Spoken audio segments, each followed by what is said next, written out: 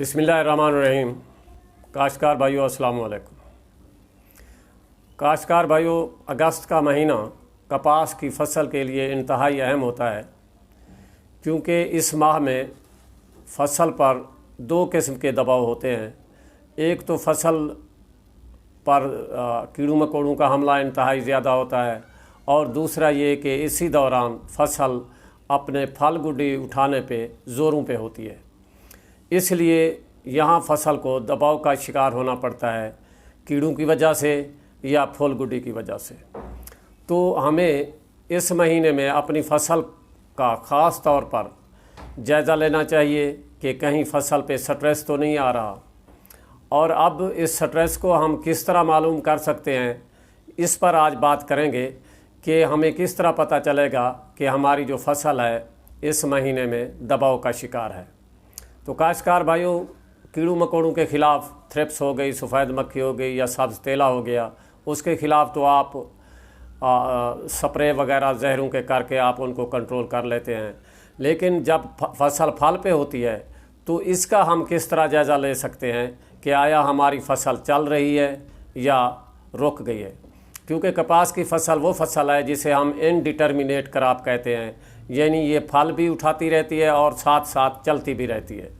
अगर इसका ऊपर बढ़ना रुक जाए तो यूँ समझिए कि फसल का जो है फल उठाने का अमल भी रुक गया है। इसलिए फसल को रुकना नहीं चाहिए, जब तक इसका फल का वक्त रहता है रुकना नहीं चाहिए।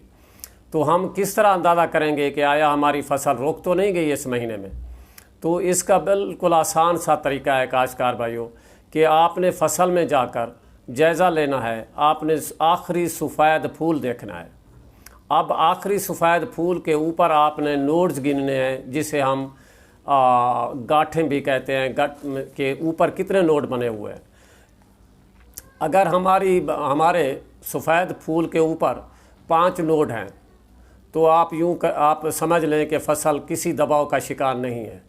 अगर सफ़ेद फूल के ऊपर आप गिनते हैं कि 4 नोड हैं, 4 गांठें हैं, या 3 हैं या 2 हैं, तो आप समझ लें कि फसल आपकी दबाव का शिकार है। लिहाजा इसका इसको चलाने के लिए हमें कोई तदबीर सोचनी चाहिए। तो काश्तकार भाइयों, सिर्फ 1-2 पौधे का नहीं देखना, बल्कि 10-15 पौधे के ये हालात देखकर आपने देखने हैं, नोड्स गिनने हैं कि सफ़ेद फूल के ऊपर कितने नोड्स हैं या कितनी गांठें हैं। फिर उनकी औसत निकाल कर आपने फ़ैसला करना है कि आया हमारी फसल दबाव का शिकार है या नहीं। अगर तो नोड 3-4 बनते हैं तो यकीनन सफ़ेद फूल के ऊपर 3-4 नोड बनते हैं तो यकीनन हमारी जो फसल है वो दबाव का शिकार है। अब इस फसल को चलाना है, दबाव से निकालना है, तो इसके लिए ज़रूरी है कि इस स्टेज पे हमें अपनी फसल को कोई सप्लीमेंट देना चाहिए। और वो सप्लीमेंट बिल्कुल आसान सा जो आम सी खाद है हमारी यूरिया खाद, आप आधी बोरी से पौनी बोरी, इवन कि अगर ज़्यादा दबाव का शिकार है 1 बोरी फ़ी एकड़ भी दे सकते हैं, तो इंशाल्लाह आपकी फसल चल पड़ेगी। बाज़ औक़ात ये होता है कि फसल दबाव की वजह से दबाव की वजह से फसल जो है फल का केरा कर जाती है और फसल का कद बढ़ना शुरू हो जाता है। तो कद को रोकने के लिए बाज़ार में बहुत सारे प्रोडक्ट्स हैं, उनका स्प्रे भी कर सकते हैं। लेकिन मैं आपसे ये गुजारिश करूँगा कि उन प्रोडक्ट्स का स्प्रे करने की बजाय आप किसी अमीनो एसिड्स जिसमें पोटाश भी हो, बोरान भी हो, अगर आप इसका स्प्रे कर देंगे तो फसल हमारी रेगुलेट हो जाएगी।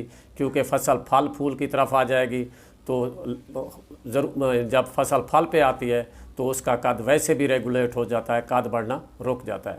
तो काश्तकार भाइयों, ये बातें आपसे करनी थी कि माह अगस्त में आपने फसल की ख़ास निगहदाश्त करनी है कि कहीं इसका कद रुका हुआ तो नहीं, कहीं सफ़ेद फूल से ऊपर गांठें 3 या 4 तो नहीं रह गई।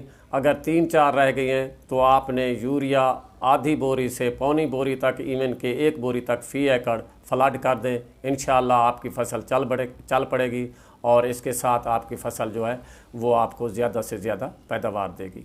तो काश्तकार भाइयों, ये बातें आपसे शेयर करनी थी।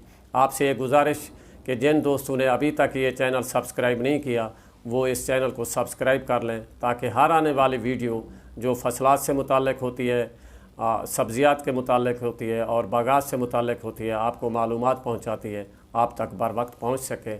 इस दुआ के साथ इजाज़त चाहूँगा कि अल्लाह ताला आपको अपनी हिफ्ज़-ओ-अमान में रखे। खुदा हाफ़िज़।